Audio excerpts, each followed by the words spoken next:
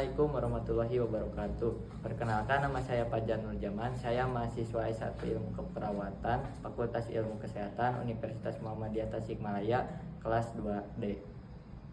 Di sini saya akan mempraktekkan cara melakukan senam kaki diabetes. Namun sebelum itu saya akan menjelaskan tujuan dan manfaat senam kaki diabetes.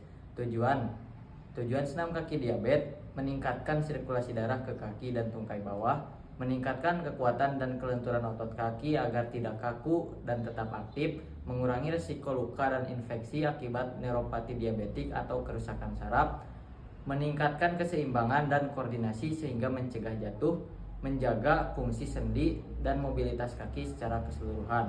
Kemudian ada manfaat senam kaki diabetes: mencegah komplikasi diabetes seperti ulkus kaki diabetik atau amputasi, membantu menurunkan kadar gula darah karena aktivitas fisik ringan dapat meningkatkan sensitivitas insulin, mengurangi nyeri, kesemutan, dan mati rasa akibat kerusakan saraf perifer, meningkatkan kualitas hidup penderita diabetes dengan membuat mereka lebih mandiri dan aktif, menjaga kebugaran secara umum, terutama pada pasien lansia atau yang mobilitasnya terbatas.